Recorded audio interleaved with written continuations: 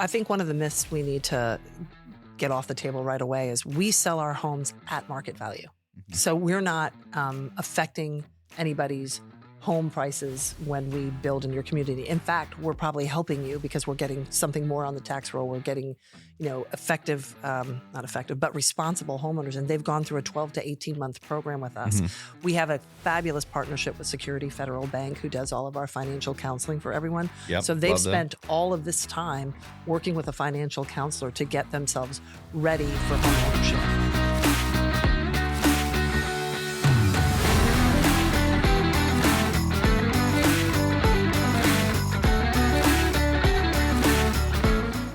Listeners, this is Season 2, Episode 8 of the Market Shakers podcast.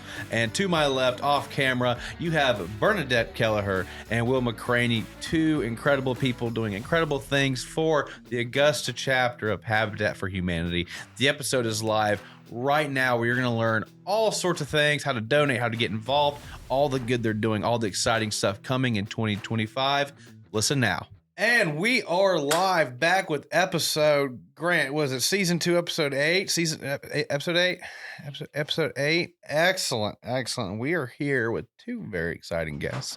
Be a little bit of a different episode. It's still real estate centric because they're making an incredible impact in home ownership here in Augusta, the CSRA. Right across from me is the Bernadette Kelleher. You're just never making it easy for me. You're welcome. CEO of the Augusta chapter for Habitat for Humanity. And then right next to her is going to be the longtime Augusta native, one of the best musicians here, not magician, musician here in the CSRA, Will McCraney, the director of business development for the same organization. What's happening, Matt? How are you guys doing? Doing great. Thank you for having us. Yeah. Excellent. Good. So, introduce yourselves. Tell us a little about who you are. Sure. Will McCraney, born and raised here in Augusta, Georgia. Took about an 8-year stint to New York City, and I've been back for a little bit over that amount of time. And I've been with Augusta CSRA Habitat for Humanity for coming up on 6 months now. Loving every bit of it and loving the opportunity to make a positive impact in our community on a day-to-day basis. Excellent. And you are a lover of cats, especially those that hang around bodegas. Yes, definitely a cat friend. So yeah. I love it. Bernadette. Sure. So Bernadette Kelleher, pronounced Kelleher. I got there. And I'm the CEO of Augusta Habitat for Humanity. I am coming up on 2 years with the organization and kind of lived all over the world and really enjoyed that. And like, well, super excited about what's coming down the pike for Augusta Habitat and the impact that we're making in our community. Excellent. And you I met you through Leadership Augusta 3 years ago now. Wow. Yeah. Right. I knew that you grew up in Italy. Right. Okay, where else? I went to high school there. High school. Yeah. So I went to high school in Italy. I lived in Saudi Arabia, originally from the D.C. area. Consider myself a New Yorker because I've lived there a long time. Also lived in L.A. for a super long time. And now I'm here in Augusta. I love it. And so, okay. So while we're here, Habitat for Humanity, we may be promoting Build the Band coming up in 2025. What's the date for that again? It is the first Saturday after Father's Day. I think it's June 20th or June 21st. Okay. Yeah. If you didn't go to Build a Band last year, it was incredible. Very fun. Good event. Raised a bunch of money. Really cool concept, by the way. What is the concept? Tell me more about the concept. So again, to clarify, it will be Saturday, June 21st at the Miller Theater. The concept is basically bringing some of the, best and brightest musicians in the area, having band leaders selected, and then they are assigned a band that they have never really played with.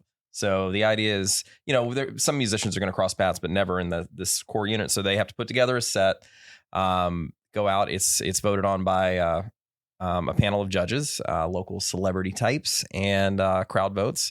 And if they win their first round, they come back for a finals round, and winner takes all, baby.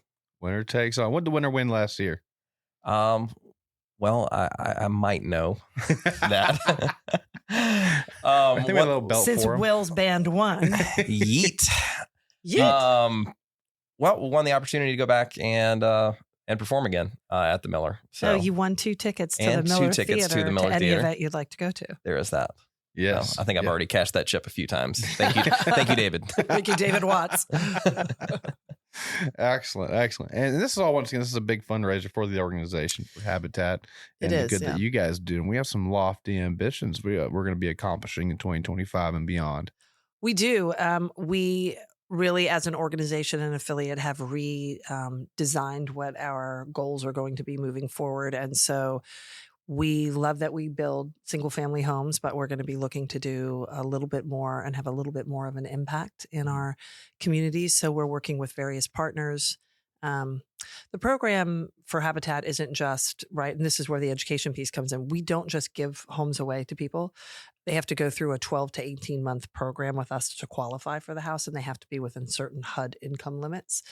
And so one of the pieces of the program is the educational component. And we are, as an affiliate, focused on education. So we build homes, but I think our motto is we build homes, communities, and hope. And we were building the homes, but we needed to really and that has an impact on the community. So I don't want to downplay that, but we were really looking at how can we make a bigger impact on the community. And if we do those two things right, then the hope will come with it. So when I got here, one of the first initiatives I took was to focus on education. And so we are the first Habitat for Humanity inside a Junior Achievement Center. So we're right here in the Junior Achievement Center. That is a fabulous, if you haven't been there, you should the Old Evans area right there. Yep, it's right there. And we also are the first Habitat for Humanity to open up what I called the Community Engagement Center, where we offer education classes not just to the families that are working with us to become homeowners, but the entire community. So there's everything from nutrition classes to digital literacy, financial literacy, horticulture classes. And so we're just expanding that, estate planning, insurance questions, first-time home buyer education. So we're really trying to help people become more aware of the resources that are out there, the education that's required to be able to move forward and buy their own homes, whether they're working with us or not. So I'm really proud of that for us. Okay, excellent. And we're talking about it's not just a home building organization. We have a Restore, right? And you've done some incredible things to turn that around this year as well. We have some excellent staff and some board members who have put a lot of really great work into this, and the numbers looking great. Yeah. Understand. So where's that Restore at? And what is that exactly for those who don't know?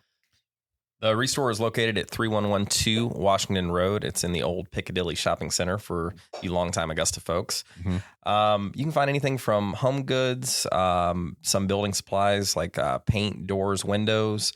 I've seen some golf club sets in there. So anyone looking to get into the game, you can find some sets for cheap, furniture. Good to know. Yeah. I'll see you tomorrow. Yeah. There's some nice clubs. Find treasures, build futures. That's what our man Tom Reed put as the slogan for it. So one more time on that. What's the slogan? Find treasures, build futures. Build I love that. So That's great. whether you're donating or you're coming in to shop with us, it's all supporting the Habitat mission. Yep.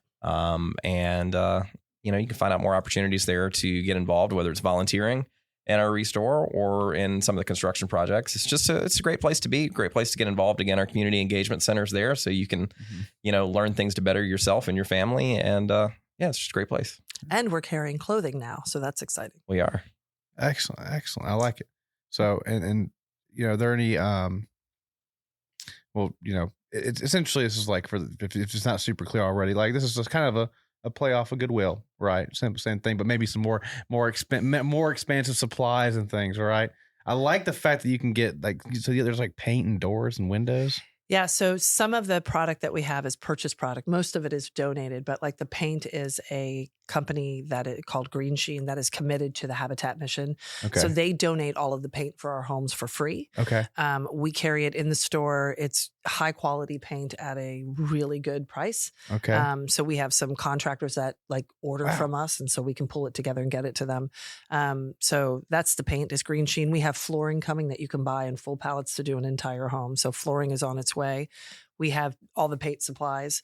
We have more purchased product coming in, but mostly we survive on the donations, and we utilize that to, cover the cost of the Restore, but the job of the Restore is to help us build the homes. Okay. So people come in and they volunteer with us, and they get to see sort of how the mission works. So okay.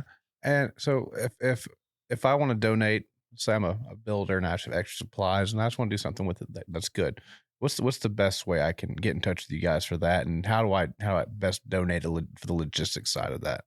We have a link right on our website, so augustahabitat.org. If you just do /restore, or you can find that in the navigation at the top. There will be information on there about how you can submit for a pickup. Again, you can also bring your items by the store. It's open Wednesday through Saturday, 10 a.m. to 6 p.m. But anything that you have questions about, you can go through the form right on the website. And typically we'll ask you to send a few pictures, a little description of what you're looking to donate. And we'll tell you what we can and cannot accept. On most cases, we can take most things that are in, good, working order. And, we just appreciate the generosity of our community. It's what we survive on. And that website one more time is augustahabitat.org. I love it. Okay. So Bernadette, you mentioned earlier, you're really proud of the education. That's a big initiative you had coming in. And there was a massive event y'all had, was maybe almost a year ago. Maybe it was like early the beginning of 2024, but the Kroc Center. Oh, the information session. Yeah. The information. Yeah, tell me a little bit about that and what y'all do. So the information session was really for people who were interested in the home ownership program. And it was almost a little bittersweet moment, which I'll explain. We, over 3 different information sessions, served 698 families that came through the door. Wow. And everybody's like, that's 698? 698 families. Yeah. And so the bittersweet part is we can't help them all. And so out of that, right, so you have to say no to some people, and that you don't go into nonprofit, you don't go into helping people to say no. Right. You want to help everyone. So a little bit of what happened there was sort of the birthing of the idea of the Community Engagement Center. If I can't help you, how can I connect you with other people that can help you?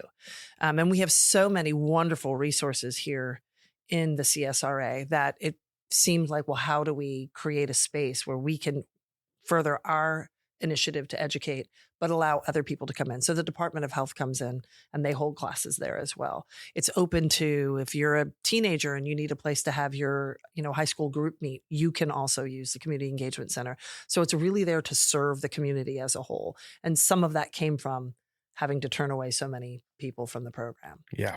And how do we help them? Right. So, if I am looking to Habitat for help, for assistance, right? How do I make myself the most ideal candidate? Yeah, I don't know that there's an answer to that. The process is that they have to a potential. How do I start the process to find out? Yeah, Yep. so we will open up on our website the information sessions. You have to attend an information session. When you attend the information session, you show your ID. We check you in, and we assign you an application number. Okay. And so then you will receive an invite to apply, and you have to reference your application number. And that's how we know you went to the information session. Okay. Because it's, again, usually my first question is, how many of you think we're just giving away free homes? And they put their hands up like, that's not what we do. They'll get up and leave, right? That's not the program they were looking for. And that's fine. Everybody has a different need that they're searching for. So we try to really provide a lot of information of what it actually is like to go through the Habitat program so that we can find people who are really motivated. As I tell the staff all the time, our job is to present an opportunity that someone can take advantage of. It's up to them to go through the process and take advantage of that opportunity. And this is, and make it this clearly, this is, the Habitat organization is not going into a neighborhood and giving away a free home. No, there's just no way to make that feasible. The person who moves into this home is really experiencing a true mortgage process. They're going in, they're qualifying, and they're making payments. That's right. On this home, and they have to be, very prudent with these payments and on time and such, and they follow a lot of the same rules and restrictions as normal home ownership. Home ownership, and there's consequences when they don't live there inside there, they don't live up to their side of the bargain. But fortunately, they're working through a nonprofit, and so there's some great advantages that can allow someone who may not typically qualify for a very strict, rigorous, normal process. Like you're talking about the red tape to just get involved with borrowing from a bank. Right. We can go to this organization and maybe we can make it work then. Yeah. So I think one of the myths we need to get off the table right away is we sell our homes at market value. So we're not affecting anybody's home prices when we build in your community. In fact, we're probably helping you because we're getting something more on the tax roll. We're getting, effective, not effective, but responsible homeowners. And they've gone through a 12 to 18 month program with us. We have a fabulous partnership with Security Federal Bank, who does all of our financial counseling for everyone. Yep, So they've love them. spent all of this time working with a financial counselor to get themselves ready for home ownership. Can you do me a real quick favor? And in that camera, I want you to repeat that. A home going into your neighborhood through Habitat may actually be a benefit to you for your property's value, if that's a concern. Yeah. I mean, so Just we repeat build that. where there are no homes, right? So we build on vacant land. And when we do that, we're putting on the tax rolls. It's helping our community. It's helping your neighborhood. We are building at market value. So we are right in line with what you're doing. When someone buys a house next to you now, you have no idea. You know nothing about them. But if it's a Habitat homeowner, you know that they've done a 12 to 18 month program under rules and guidelines. They are ready to be homeowners. They have gone through the financial ringer. They've gone through sweat equity hours with us. They have gone through learning about how to be a homeowner, home maintenance, what other resources are available to help them. So we really feel like we are preparing people for home ownership in a unique way that really gives them the best chance at stability. That's a serious dedication. That sounds like my perfect client. I'd love to work with that person. Right? Half mine aren't as dedicated as they should be. I love it. Yeah. It's a commitment, right? Yep. The thing to think about too is like it takes 12 to 18 months to go through the program. Now, I'm sure that washed over all of you when I said that. But remember, 12 to 18 months, they're still living in the conditions that brought them to come to be with us. Either their homes are a wreck, or there's mold, or maybe they don't have the best landlord. Maybe they have children who are disabled and they've got 4 people living in a bedroom designed for one. They're going through this program committed, even though they're living like that still. Think about that. What must that feel like in 12 to 18 months? So I really have the utmost respect for the people we work with. I just think they're amazing. That's incredible. Mm-hmm. That's incredible. And this upcoming year, we're looking what's the goal of the of the organization? What are some of our big goals we have for home ownership? Yeah. So we're redesigning the home ownership program now. So I'm working with a bunch of nonprofits to create a program where, as a group and a cohort, the existing prospective homeowners are going together to volunteer at, say, Golden Harvest, Gap Ministries, Christ Community Health, where they can learn about the other resources that are in town, but also create a bonding experience for themselves. Oh, wow. Okay. So one of the things we're really looking to do is to create a little more of a family type environment amongst the homeowners themselves.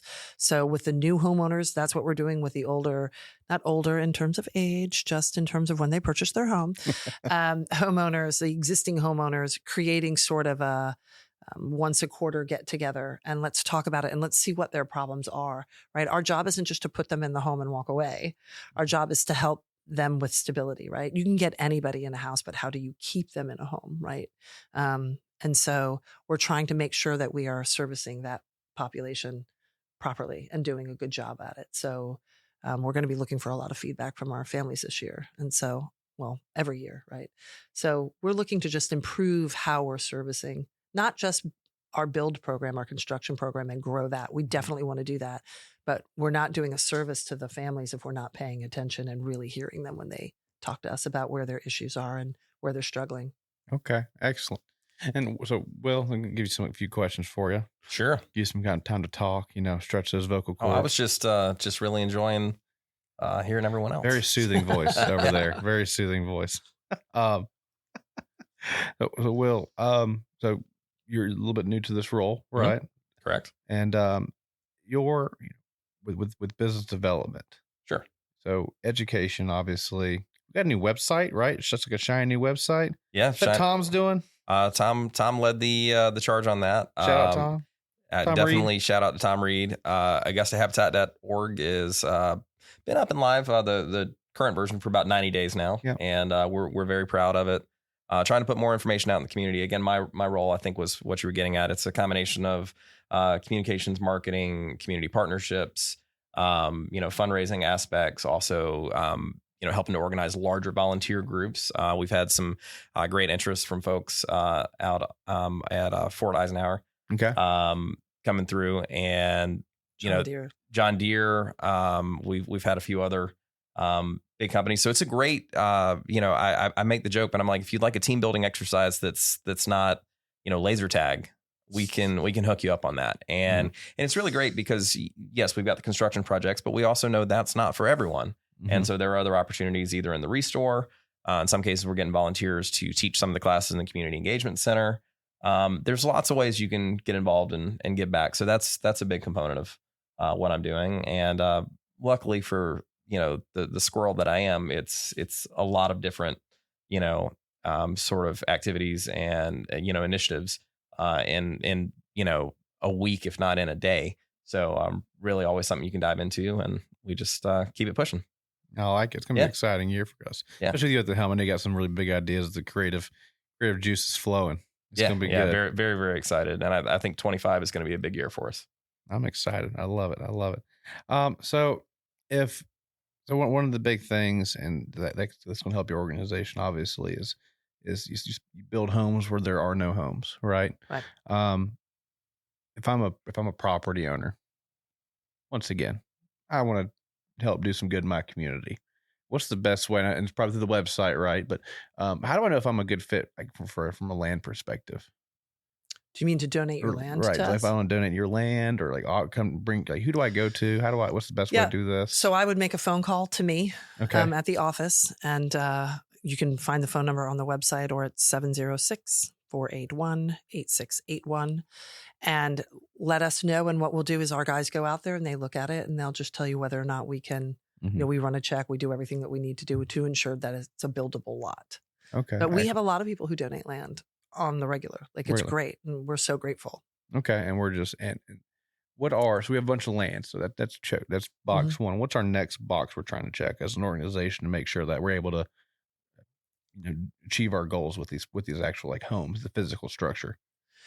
Yeah, so we work really hard to, you've met Will and what he's doing, but we also, Tom Reed is an incredible, valuable asset to us. He is our director of resource development, and he's out there hunting and applying for grants on a regular basis for us, and he's doing a bang up job. Okay.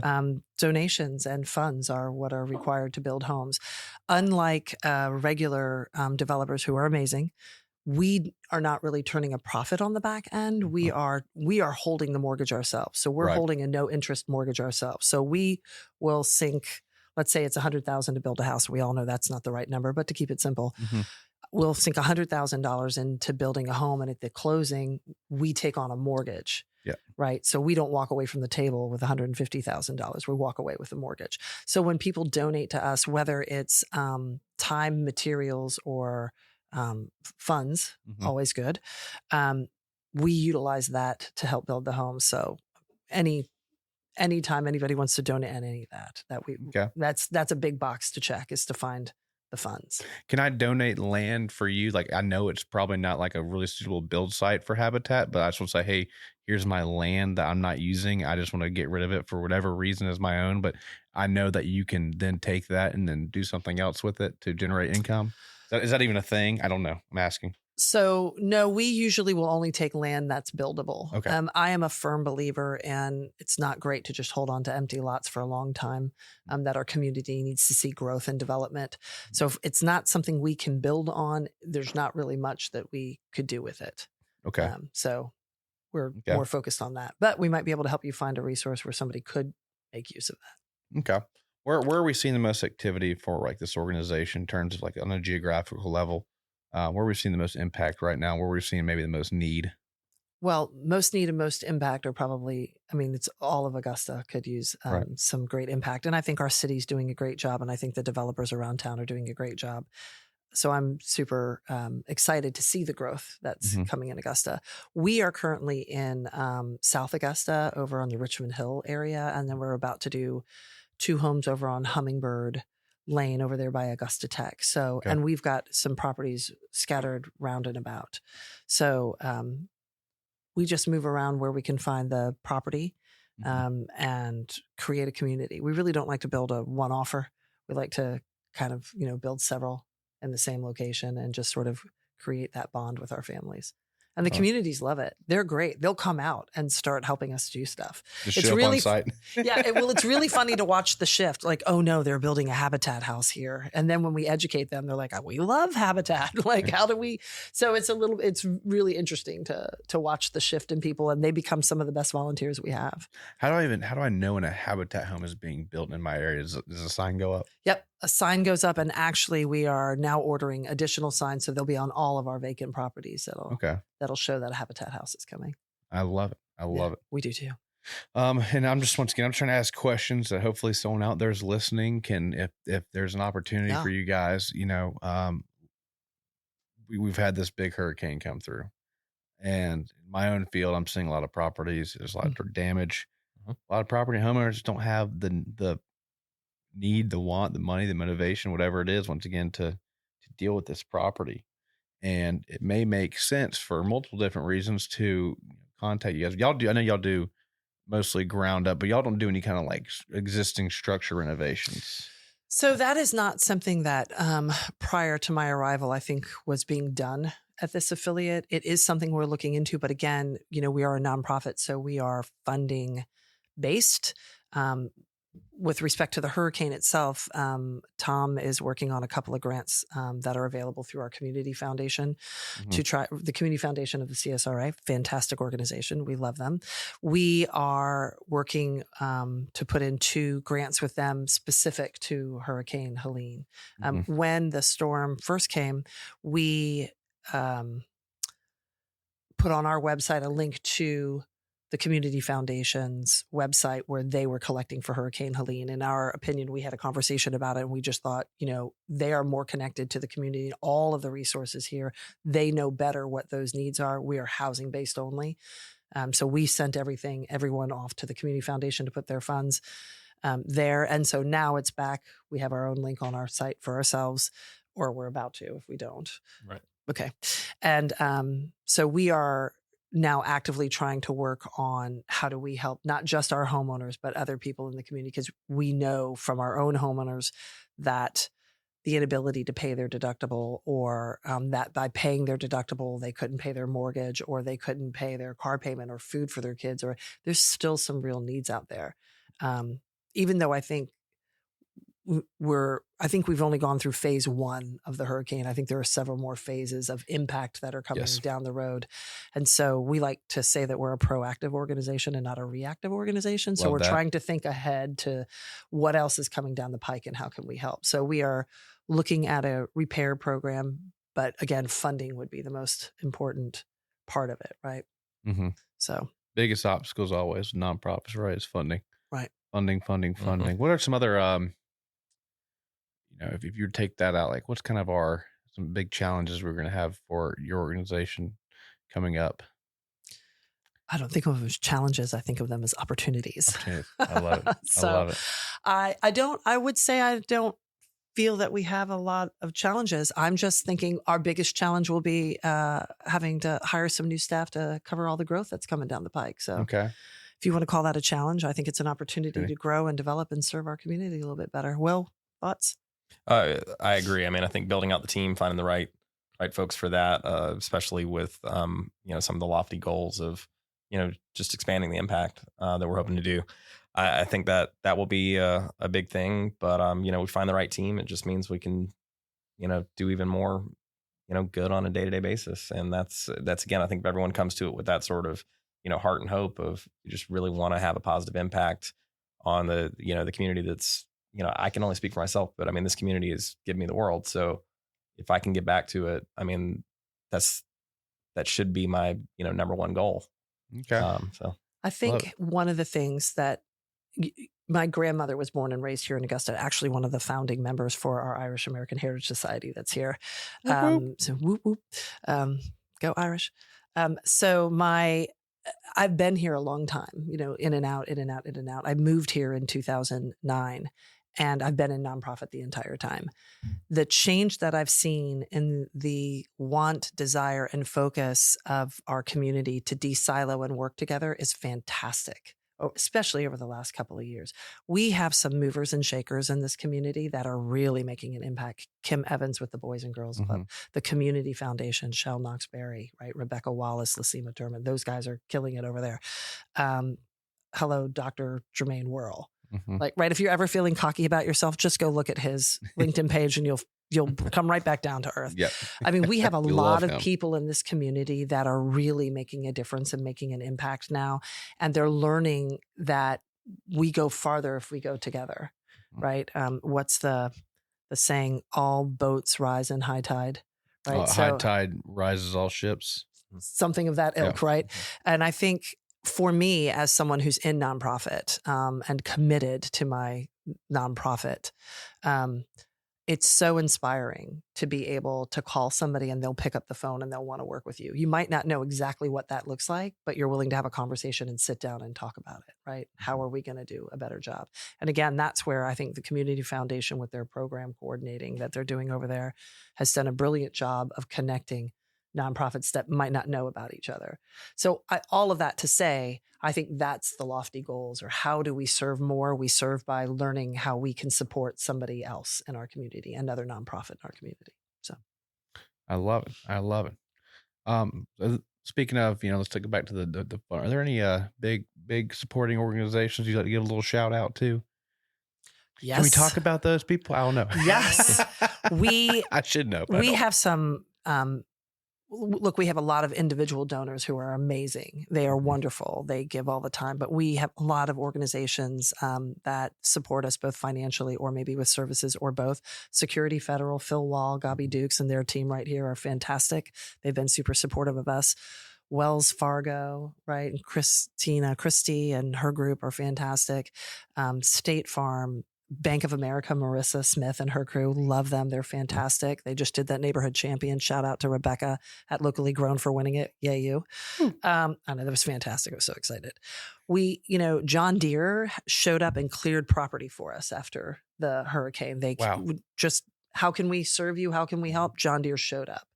We also got a very large grant from the John Deere Foundation. So we just couldn't do it if people didn't believe in us. And so hopefully we're doing the work to inspire people to continue to believe in us and ignite more faith in the program that we're doing and the contribution it's making to our community. Certainly. And even beyond those that are even more on a financial level, we've got two large volunteer groups, the Geezers and the Frogs. I would like to clarify the Geezers gave themselves that name.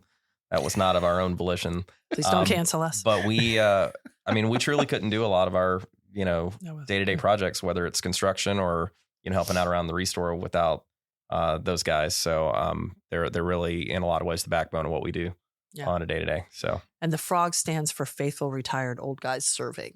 The Geezers are just the Geezers.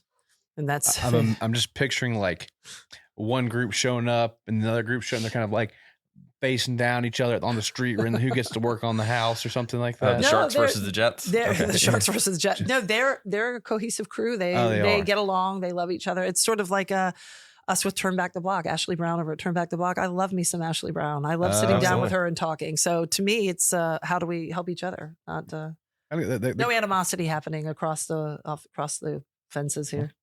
Yeah, so Turn Back the Block and Habitat, sort of the same concept, right? They're just a very, very specific area. Yeah. Right. They're very hyper local. Yeah. What's the interaction there? Like how do we help everybody with? Well, we're working on different ways that we can work together, but mostly it's a lot of, Ashley and I probably meet about once a month and we talk and we collaborate, and it's a unique field, right? Costs go up, costs go down, it's crazy. And she's just doing such an amazing job over there. I'm just such a big fan and such a big supporter, but it's just generally that, lending each other support. The Frogs actually came from Turn Back the Block. So, which is kind of fun. And we did a joint Wells Fargo grant. We each got a grant from Wells Fargo. And so we did a build day all together for Turn Back the Block and Habitat on one of our sites. So, wherever we can, we'll just jump in there and do it. Ashley's fabulous. Absolutely. I think I was probably 3 weeks into working with Habitat, and she invited me over to just kind of give me the lay of the land and, say, what can I do to help you? And I thought that was just fantastic. Yeah, and we're starting a youth board this year. So we're going to have we're doing it in 2 ways. We're doing it with the high schools. We're also doing it at the college level in coordination with Augusta Tech. Okay. And Ashley, who already has one, has been super generous with the information and helping Will kind of get that up and running. What is a youth board? What is a youth board? I'm not young anymore.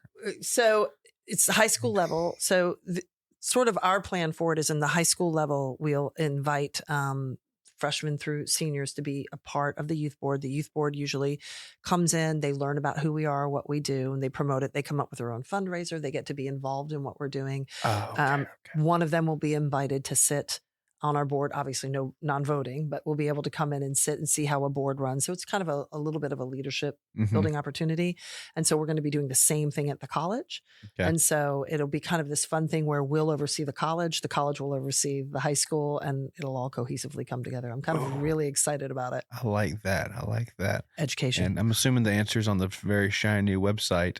But if I was a high school or college kid, listening in, how do I get more information on that? That again, as we get more firm details on the program, will be all posted on the website. Also, you can follow us on Instagram and Facebook. Typically, any kind of announcement like that will run through there. What are those handles? So Augusta Habitat is on Instagram, and then Habitat for Humanity Augusta on our friendly neighborhood Facebook machine. Love that. Okay, excellent. All right, so what we're going to do now is we end every episode with the same question. We'll try to gear it towards the guests. So for both of you guys, going into 2025, what is one thing you were just super jazzed, super excited about for the organization, but maybe the organization's impact in the city, or for how about the city itself? What's something you're really excited about for Augusta in 2025? Well, let's get our jazz hands going so that we can be in the zone for this. Y'all sync the jazz hands. Come on. Oh yeah.